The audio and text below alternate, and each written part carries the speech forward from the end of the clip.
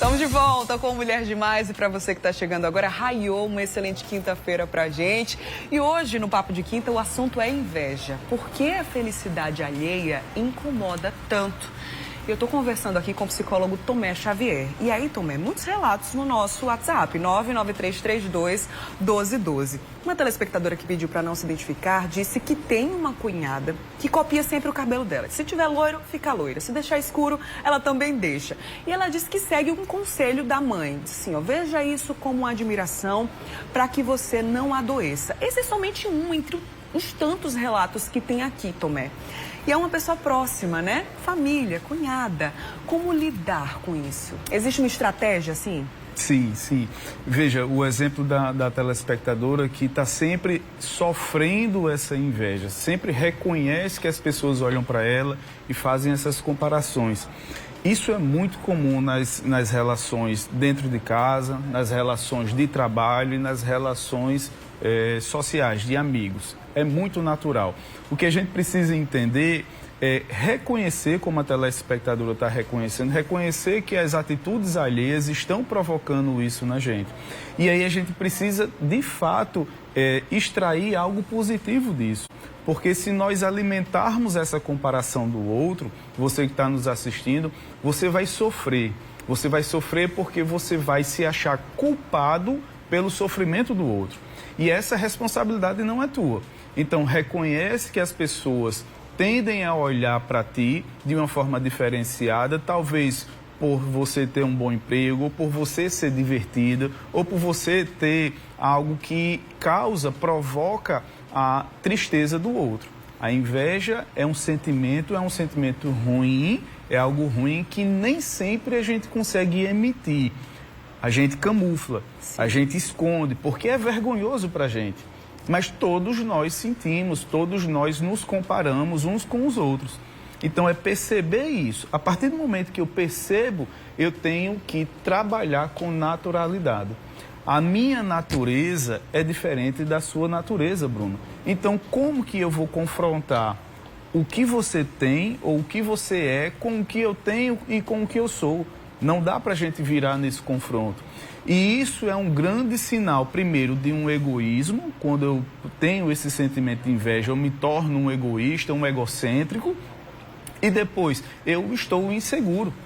Eu estou desajustado, eu estou fora do meu equilíbrio emocional, porque eu não estou me concentrando em si próprio, eu estou me concentrando no outro. E eu não posso transformar a minha vida pelo espelho do outro. E aí é onde a gente precisa, de repente, entrar num processo terapêutico, sim, para poder conhecer suas capacidades, conhecer quem de fato você é, para não necessitar do outro como um adicional. Nós não precisamos de ninguém, nós somos completos. O outro tem que ser o tempero na nossa vida, não o essencial. Pode ser a régua também, né?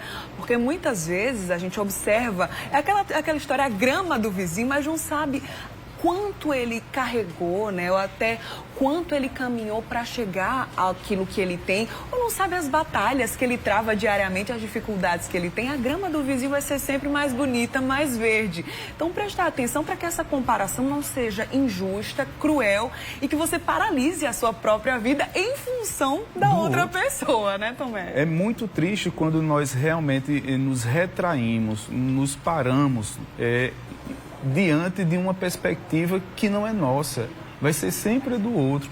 O outro vai ter uma forma de realizar, como a gente mencionou inicialmente, anteriormente, o outro vai ter uma forma diferente de realizar determinadas conquistas.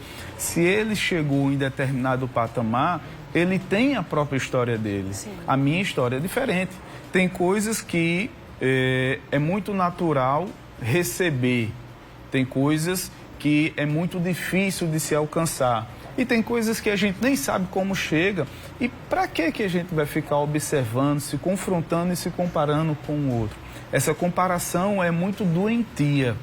E isso, o mundo de hoje, o mundo tecnológico, virtual, tem estimulado bastante nas redes sociais. Se eu não tenho um número X de seguidores, se eu não tenho um número X de comentários, se eu não consigo andar bem vestido com a roupa de marca, uma roupa de grife, eu vou ser inferiorizado ou vou o pior, me inferiorizar diante dos demais. Isso é muito triste. A gente vê a adolescência hoje vivenciando muito isso.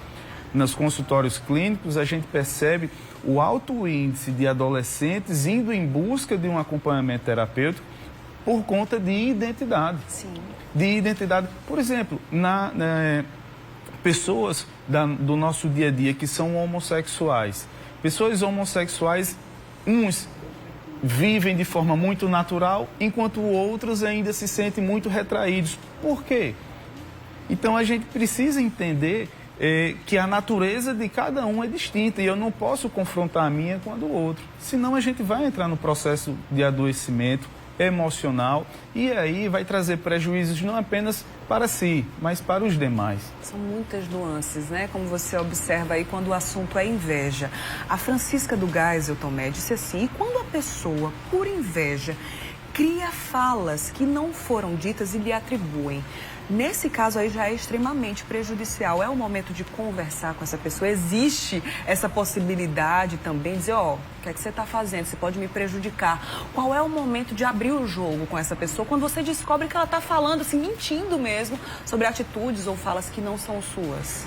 Primeiro, reconhecer isso. A partir do momento que nós reconhecemos que o outro está, de forma proposital, trazendo algum prejuízo para nós, com uma fala, com um discurso, com um objeto específico, a gente tem que reconhecer e fazer com que aquela pessoa tenha ciência disso. A partir do momento que eu digo, olha, você está falando mal de mim, isso não existe, isso é uma injúria, isso é uma difamação, e eu peço que você pare com isso. Caso você não pare, a gente vai ter que tomar outras medidas. Nós precisamos confrontar a realidade do invejador, daquele que está nos invejando. Porque se nós não fizermos isso, ele vai sempre retroalimentar aquela ideia. Sim. Então, a partir do momento em que eu confronto e digo, olha, isso aí é mentira, você está levantando um falso testemunho, então vamos parar por aí. Se você conseguir fazer isso e a pessoa continuar, afaste-se. Evitar confusões, evitar conflitos interpessoais é algo que pode lhe agregar equilíbrio emocional. Se você não estiver confortável com o seu sapato, por quanto tempo você ainda vai continuar caminhando com ele?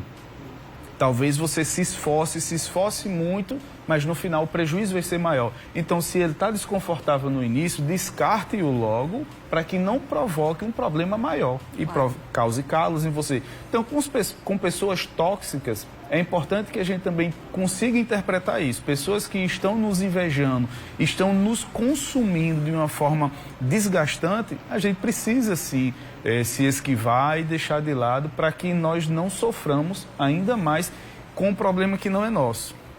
Essa é a questão, o problema é do outro. Então, o que é que você tem para fazer com o problema do outro? Nada, deixa com ele. Deixa o problema do outro com o outro, né? Tomé, obrigada pela sua participação.